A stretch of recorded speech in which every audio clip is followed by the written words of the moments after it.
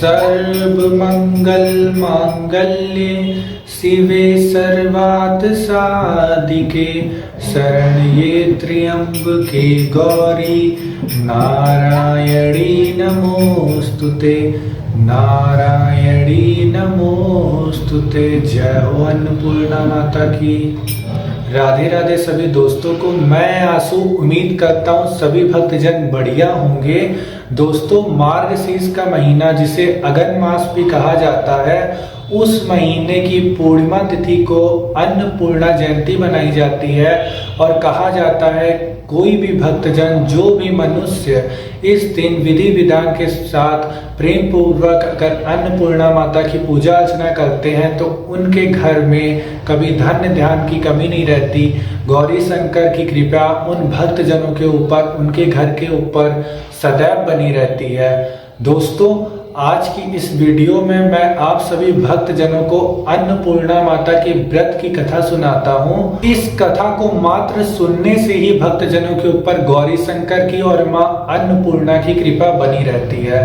तो दोस्तों, पौराणिक कथा के अनुसार एक बार पृथ्वी पर, धरती लोक पर अन्न की कमी पड़ गई थी, अन्न का अकाल पड़ गया था। उसी समय जितने भी ऋषि मुनि हैं, संत हैं, मनुष्य हैं, वह लोग सभी लोग भगवान की, ईश्वर की पूजा अर्चना करने लगे, जिनसे उन सभी भक्तजनों को, उन सभी मनुष्यों को और पृथ्वी लोक पे अन्न का जो अकाल है उसके संकट से मुक्ति मिले।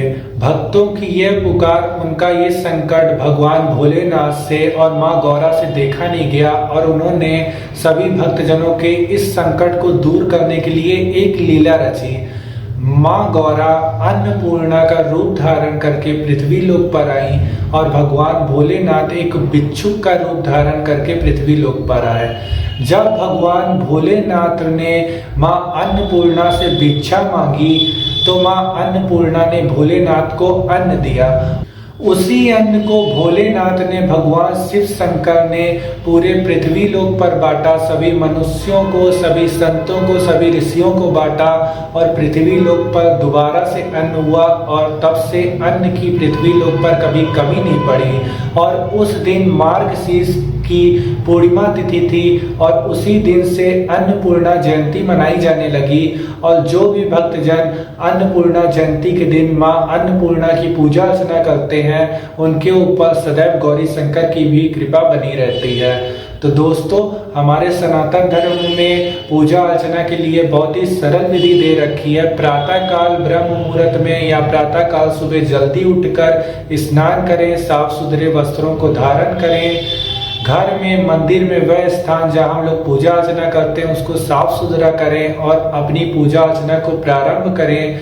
पूजा अर्चना को प्रारंभ करें। गौरी शंकर की पूजा अर्चना कर सकते हैं। अगर माँ अन्नपूर्णा का चित्र हो तो उसकी पूजा अर्चना की जा सकती है। जो भी सामग्री हम लोग के पास, हम भक्तजनों के पास उपलब्ध है, उससे हम लोग विधि पूर्वक माता रानी की, भोलेनाथ की पूजा अर्चना कर सकते हैं। रोली, धूप, दीप, चंदन, फूल, बेलपत्र, नैवेद्य में अगर हम लोग व्रत हैं तो फलाहार, व्रत नहीं है तो हलवा पूड़ी हो गया, खीर हो गया, इसका भोग लगाया जा सकता है।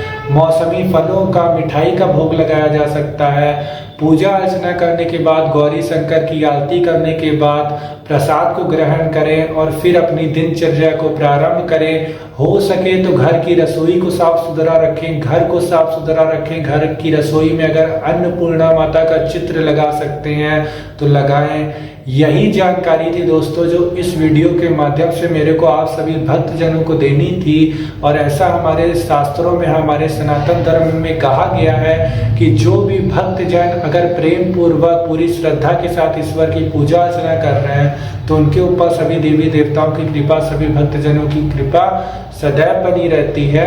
आशा करते हैं जितने भी दोस्त, जितने भी मनुष्य, जो भी लोग इस वीडियो को देख रहे हैं, उनका हर दिन, हर पल मंगलमय हो। फिर मिलते हैं आप सभी दोस्तों से अगली वीडियो में। जय माता दी दोस्तों। राधे राधे सभी दोस्तों को।